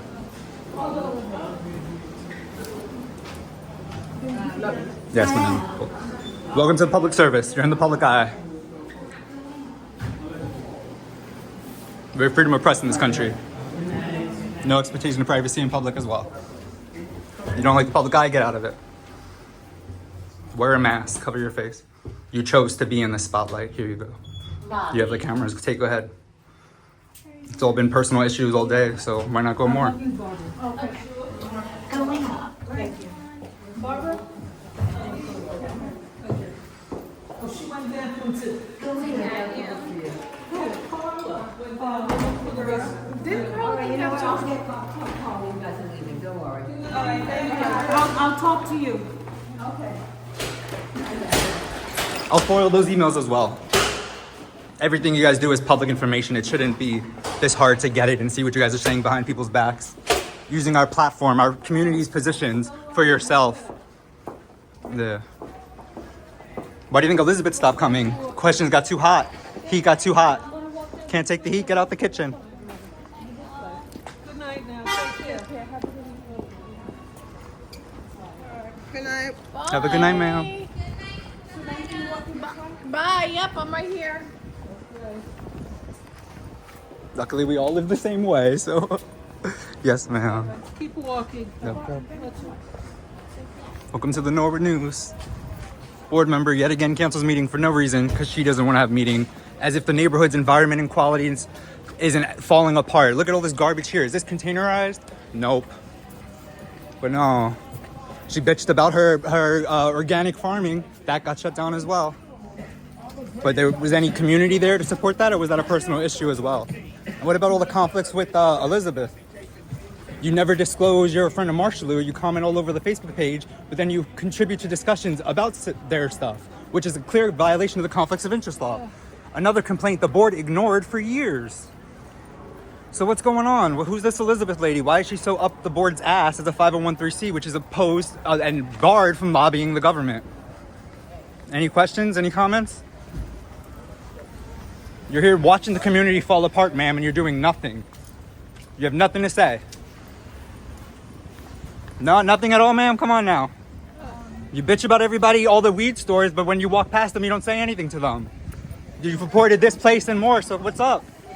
You're the neighborhood snitch, ma'am. Come on. Okay, take care.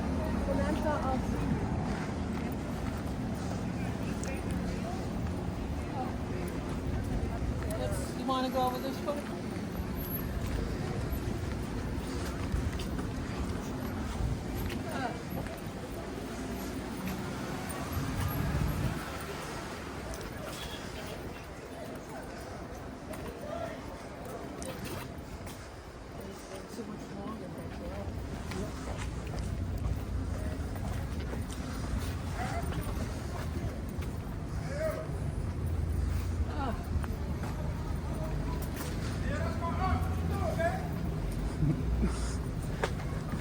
They run the community board. The neighborhood's falling apart. They don't want to answer any questions when the kids come out here to ask questions.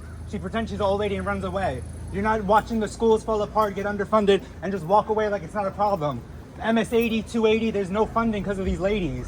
Nobody's out here catching up on them. And this is exactly why, sir. Accountability. She lives on Decatur. I know exactly where they both live. It's all public record.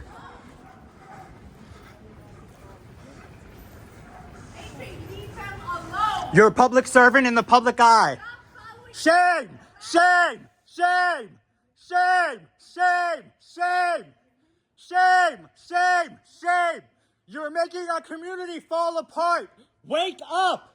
The schools are being defunded. The libraries are shut on Sundays. Do something! Shame! Shame! Shame! Shame! Shame! Shame! I'm not doing anything, ma'am. How far away am I from them? Why don't you go home and stop harassing people? This is not harassment. This is holding people in the public eye transparent and accountable. You don't like it? Get out of service. You serve the public, not yourselves. You serve the public, not yourselves. Shame, shame, shame. Shame, shame, shame. Shame, shame, shame. Serve the public, not yourselves. Serve the public, not yourselves. Shame, shame, shame. The schools are falling apart on your watch. What are you doing? Nothing. Every block of this neighborhood is falling apart and being torn down. And what do? You sit there and do nothing. Where's the libraries? Where's the kids? Where's the families? Shame, shame, shame. Shame, shame, shame. Shame, shame, shame. The neighborhood's falling apart at your watch. Wake up. Do something. Wake up. Do something. Shame, shame, shame. Shame, shame, shame. You sit there and waste our tax dollars. You sit there and waste our meetings, and you do nothing. Month after month after month, nothing is served to the district. Why are you there? What are you doing? Shame, shame, shame. Shame, shame, shame.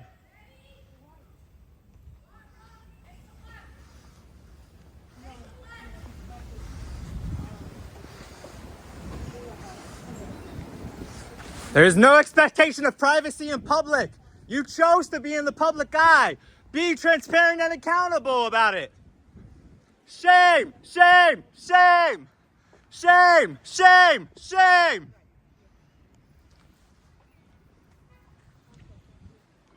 First Amendment rights are exactly for this, to hold those in position accountable in power. It's not like I can't wait out here till they have to come out at some point. Welcome to the public eye. Free, free Palestine! Free, free Palestine! Free, free Palestine! Shame, shame, shame! Shame, shame, shame! Shame, shame, shame! You're wasting our public dollars for yourself! Shame! Shame, shame, shame! Shame, shame, shame!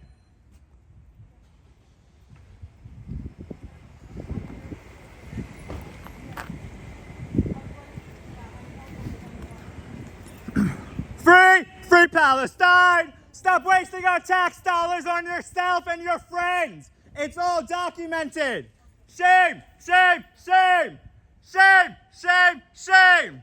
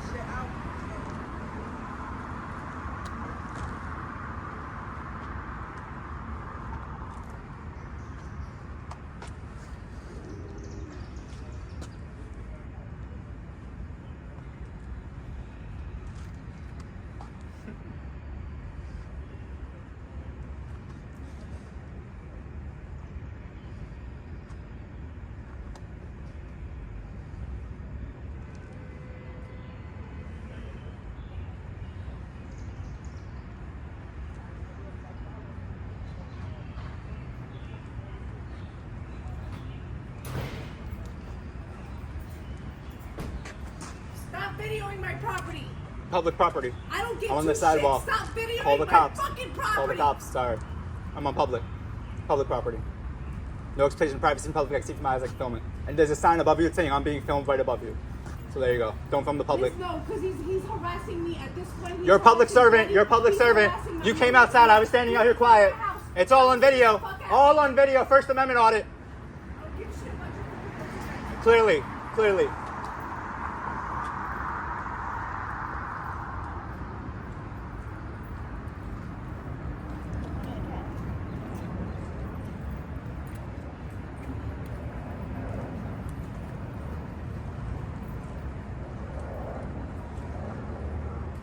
He's not on my property line. He's on public sidewalk.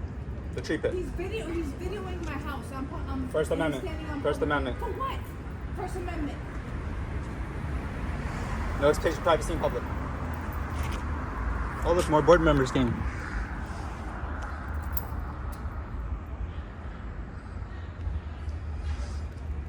And the 5-2 is going to come and protect my rights from foreign and domestic and do nothing because I'm doing nothing wrong. It's just the quality of life, lady. She should know this.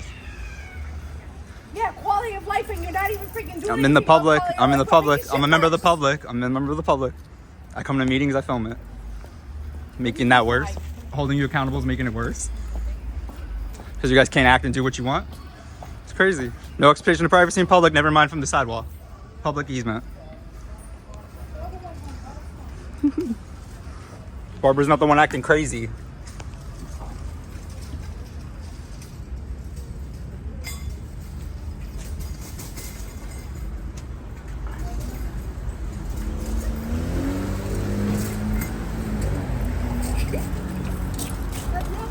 Have a good night, ladies.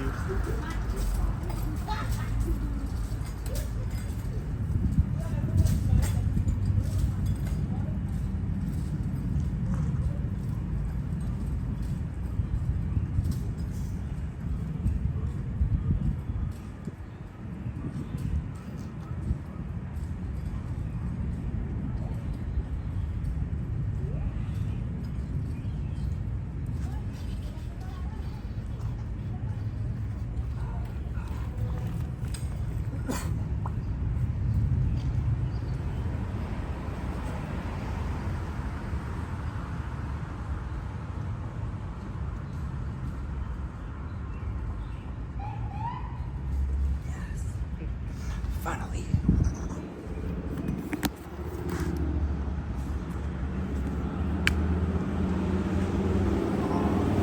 What's up, guys? Let's go. They're here for you.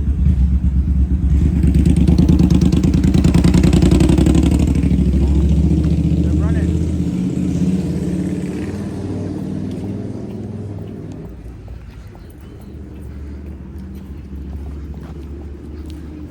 Problems to my house.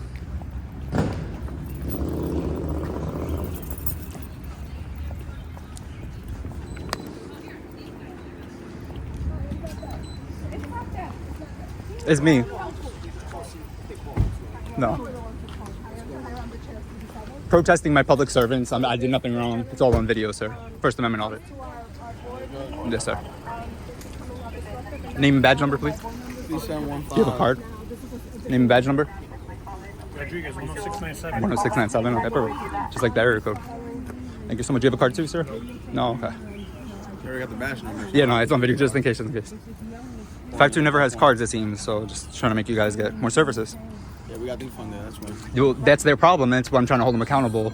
They come to the meetings, waste our time. None of our services. The school's getting funded, defunded. The libraries are cut, and then they get mad when you ask questions they don't want to answer. So Are you following her? it's public property. First Amendment audit. I know that. Just like they follow the members of Congress down the halls for protesting, same thing. They want to ignore me during the meeting. I'll follow them up outside within my rights, and I'm not doing anything wrong. I'm not threatening anybody as well. No, I'm just making it clear for the record and for the judge or whoever's looking at that camera as well. Yes, ma'am. Free speech. Freedom of expression, free speech, and freedom of press. I just got my degree in communications and media. You are right, though, Yes, but sir. you are on the crosswalk. Oh, no, yeah. Well, I'm just talking to you, so. They are as well. All of them are in the crosswalk if you're going to play that game. You were behind me, ma'am. It's on video. You were behind me. and then you let them go to your house, so that's different.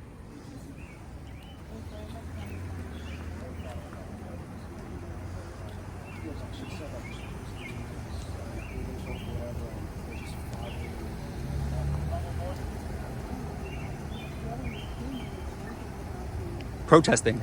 So this is the country is founded on. The Declaration of Independence is literally that.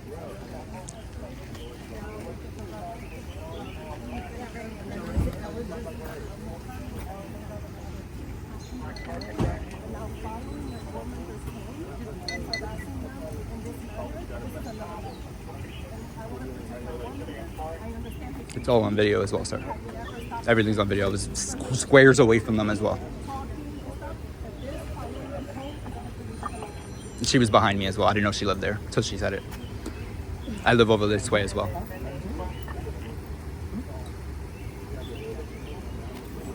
You got ID on you? Yes, sir. For what was the reason that I would be ID for? Only, well, I'm Probable glad you're suspicion. recording. I'm glad you're recording. Yes, sir. That's Harassment. why. Harassment. Violation, right? Yes. You following horse. You If it's on video, can I submit it to you? On video. Yeah, Yes. you can submit Okay. it. Not to me. Not a probably problem. To the judge. but To the let me judge, just yeah, let yeah. you know. But as public servants, am I not allowed to protest them? Yes, you are. And I'm not allowed to do that on the sidewalk? On the Especially sidewalk, after a sidewalk you meeting. go after I didn't it's on the disturb a sidewalk. meeting. I waited till after when they were all in the public. But you are following at home. I So, live this way as well. You live that way? Where Yes, you live at? Marshall Parkway North. I have to cut through this way. Marshall Parkway North? From the So meeting you was right going- here. You was going home. Yes, sir. The meeting was right here in 204th. I'm walking down this way home. Betty knows exactly And where I you saw her live. and you decided to stop and start recording. She was behind me. The behind meeting, the video is an hour and 53 minutes from there out. I did not cut the video at all. It's going to be a long upload. Sounds good. Just Yeah, no, not a violations, problem. Let me just get Yeah, you. no. And name and badge number? I already got you ready. Yes, sorry. The lights. Your name and badge number? 13942. And ma'am, your name and badge number? Sanchez 11278. Okay, perfect. And you're all from the 52, that is. Yeah. Because I haven't seen any of you guys at any of their meetings. Usually Mr. Echeverria. Because that is. He's not on. Not every cop goes Is to meetings. Michelle Brown still here? No. Michelle Brown. Or not Barrett? Every cop goes to meetings. Okay. Well, the ones that did come to People are meetings sorry. stopped coming. Yes, sir. Or the picture. Can I foil that from you? Or what was I got 106? No, 109. 10697. Okay. Right here. Yes, you did. Literally right You got here. the lights in my face, sir. Yeah, no. Some people got sensibilities to strobe lights. Yes, One sir. of them? I could be with that. I don't have to disclose that either. HIPAA. It's all right. And I also live right by the 5-2, so don't think I'm following you guys either. It's a bit of an egotistical thing. You guys get cameras in your face all the time just because I'm the first camera in their face because the news doesn't come. It's not my fault.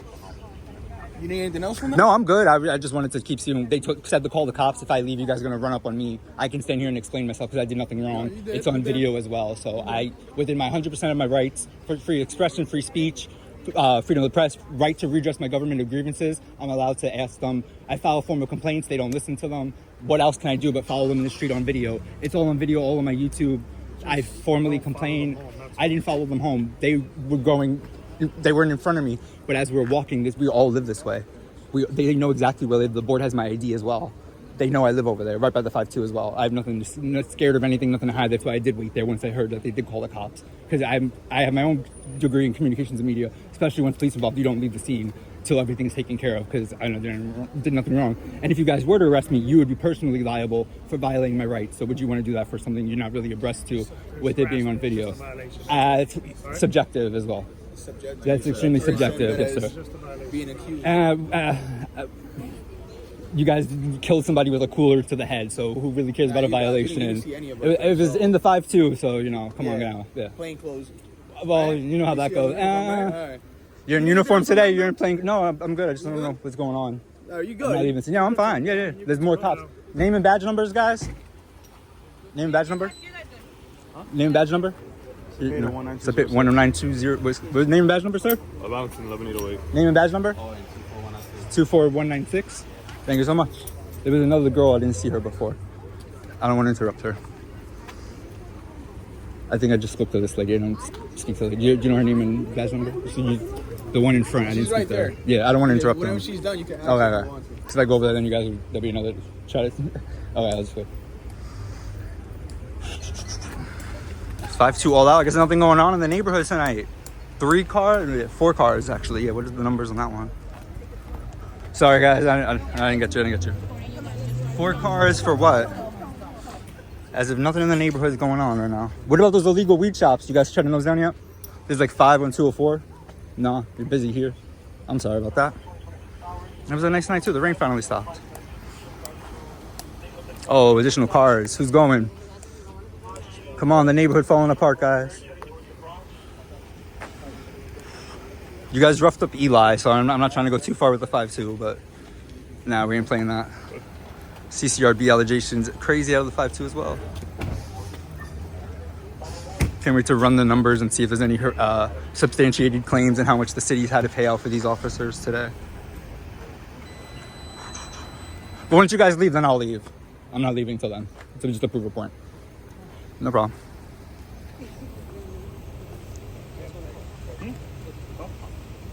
Have a good night, guys. Thank you for serving the district. Sorry you had to be called out here for this.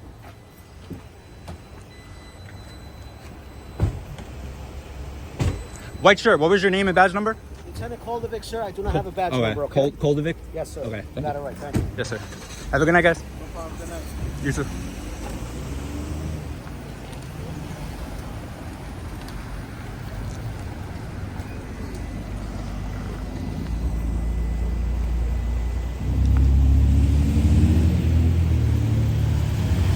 Have a good night, guys.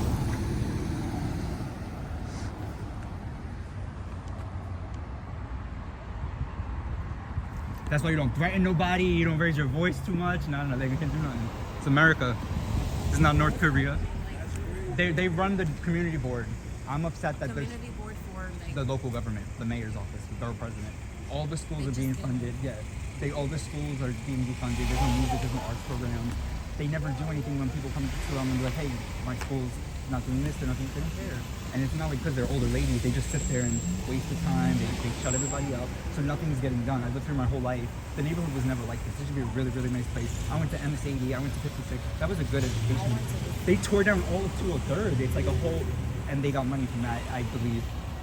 I requested records, there was a little shady shit going on there. But it's just like anytime the public has a question, they shut me off or like have an issue, try to call the cops, but the cops, they would have to pay if they arrested me. They ain't gonna lose their child scholarship for that. I did nothing wrong. You might not like it, you don't have to be in the public eye, but like all the, you see the electors on the social media being yelled at. Part of it. No, I'm a resident. I just hate how they're doing it. I just got my communications media. I got my not on my watch. I know, I remember what these schools were like. Yeah. I remember what the schools are like. I remember what it used to be like. My mom's here her whole life as well with third generation Decatur. Nobody out here fighting for us. So if it hasn't been anything. And it's the fact, fuck the fact. Come on, they don't want to do anything. Clearly. But thank you guys. Have a good night. Sorry for disturbing your peace.